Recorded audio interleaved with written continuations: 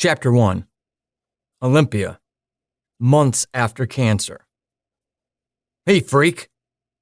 My stride hitched, assuming someone was talking to me. Throughout my 6,000-year life, nicknames stuck to me like statically charged lint sticks to socks. So why would this one not be included in my litany of titles? But I wasn't the target of the felonious name. The taunt had come from a tall human, on the desirable side of 6 feet tall. His long appendages dangled, his fingers nearly reaching to his knees. Gangly, but not awkward. Sunglasses obscured the gangly man's identity, along with a hoodie pulled up to cover his head. I doubted I knew him. I didn't know many people in Olympia, having only lived here after moving from Seattle just over a month ago. That larger city was too expensive, so Cancer and I tried our luck in the state's capital. I knew less than a dozen mortals, and they all came into my life at the soup kitchen, where I volunteered. I had just stepped off the bus and was walking toward the soup kitchen in downtown, passing the Red Lion that was once the Governor Hotel. The new ownership's banner hung at an angle as if hastily erected during an overnight hospitality siege. I had planned on crossing over Legion Way through Sylvester Park, but the park's grass glistened with a sheen of sprinkler systems and sun, and I didn't feel like getting my new sneakers wet. Half a week's salary went into obtaining them, and without a vehicle, my feet were my primary mode of transportation. I had a long day ahead, and wet socks made for cold feet, and as a demon, abandoned though I may have been, the overworld was already cold enough. This realm did not need my help. The sidewalk suited my purpose, even if it added 30 seconds to my walk commute. This route also gave me an excellent opportunity to watch this aggressive guy. The gangly man who drew my attention to the park wasn't alone. 5 others stood behind him in a V formation. After my time in the mortal army, I couldn't help notice how slack their formation was. I scanned the park to a bench on the other side of a large gazebo clinging to a few spots of white paint.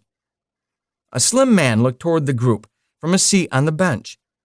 Squinting, he took in the gangly hooded man. As I continued along the sidewalk, I pulled my bag closer.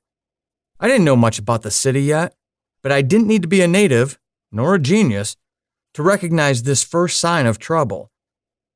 The slim man on the park bench had the same sense. His hand slid to the side of his leg, where it wrapped around the sling of his backpack. Slowing my gait, I paused behind a big leaf maple tree whose branches spread a shadow.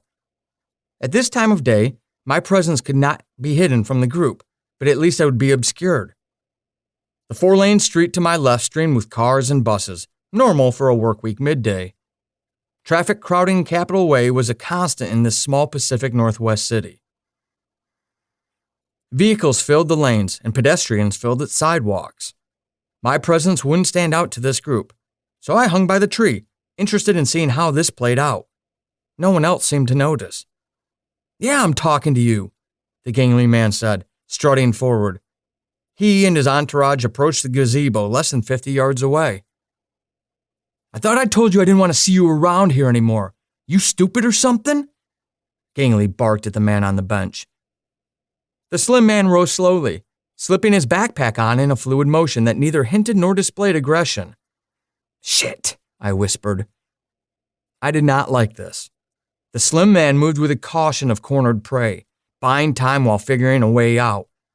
I didn't know him from anyone in the group, but I knew 6-on-1 spelled peril.